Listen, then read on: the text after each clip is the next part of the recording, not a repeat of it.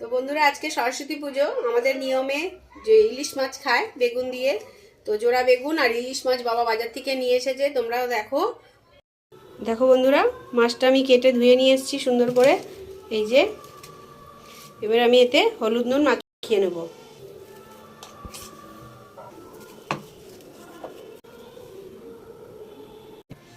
বন্ধুরা দেখো আমার মাছে হলুদ নুন মাখানো হয়ে গেছে।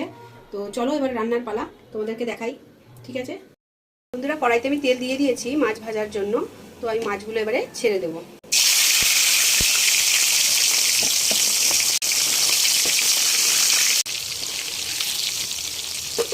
খুব কড়াভাবে ভাজবো না, যেহেতু ইলিশ মাছটা একদম টাটকা, তাই একটু হালকা হালকাই ভাজবো।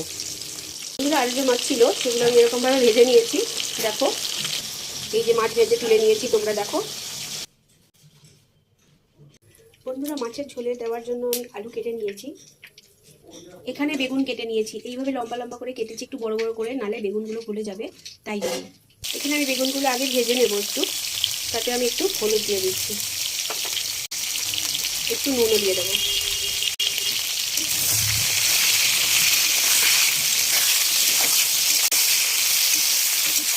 বেগুনগুলো আলাদা আলাদা ভাজছি, কারণ নাহলে গলে যাবে। তো আমি যেন অল্প অল্প করে ভেজে তুলে নেব, বেশি এখানে ভাজবো না। দেখো আমার মোটামুটি বেগুনগুলো হালকা হালকা ভাজা হয়ে গেছে, এগুলো এবার আমি তুলে নেব। এবার ওই তেলেই আমি একটু কালো জিরে ফোড়ন দিয়ে দেবো। বন্ধুরা এবার আমি কালো জিরে ফোড়ন দেওয়ার পরে আলুগুলো দিয়ে দিয়েছি, এবার একটু নেড়ে নেব। আলুতেও আমি একটু হলুদ দিয়ে দেবো আর স্বাদ মতো নুনও দিয়ে দেবো। ভালো করে এবারে নেড়ে দেবো। আলুগুলো আমার ভাজা হয়ে গেছে, এবারে আমি এখানে একটু গরম জল দিয়ে দেবো। যেহেতু ইলিশ মাছ তাই কোনো মশলা আমি এখানে ব্যবহার করছি না, আমি কালো জিরে ফোড়ন দিয়ে হলুদ নুন দিয়েছি। এবারে একটু গরম জল দিয়ে দিচ্ছি। ভালো করে একটু নেড়ে দেবো। মাছে আমি গরম জলই দিয়েছি, একটু আর একটু ফুটলে আমি বেগুনটা দিয়ে দেবো। এখন আমি কাঁচা লঙ্কাগুলো দিয়ে দিচ্ছি। বন্ধুরা ঝোলটা আমার ফুটে গেছে, এবারে দেখে নেবো একটু আলুটা আমার মনে হয় সিদ্ধ হয়ে গেছে। দেখো তোমরা যে আলুটাই দেখো সিদ্ধ হয়ে গেছে। এবারে আমি একে একে এবারে বেগুনগুলো দিয়ে দেবো। দেখো বেগুনগুলো আমি যে ভেজে রেখেছিলাম সেগুলো এবার আমি দিয়ে দেবো, ভালো করে মিশিয়ে দেবো।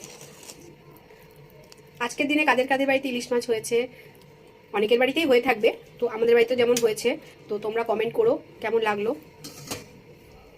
একটু স্বাদ মতো আমি এখানে চিনি দিয়ে দেবো। এবারে আমি ভালো করে নেড়ে দেবো। এক এক করে মাছগুলো দিয়ে দেবো। ইলিশ মাছ খুবই নরম, তাই জন্য একটু সাবধানে করতে হয়, তো নালে ভেঙে যেতে পারে, আমরা সবাই জানি, তাও আমি একটু এখানে বলে দিলাম। আমি ইলিশ মাছের ঝোলটা বেশি মশলা দিয়ে করছি না, এখানে আমি একদমই হালকার ওপরে রান্না করছি। মাছগুলো আমার দেওয়া হয়ে গেছে, একটু ফুটে গেলে তারপরে আমি নামাবো।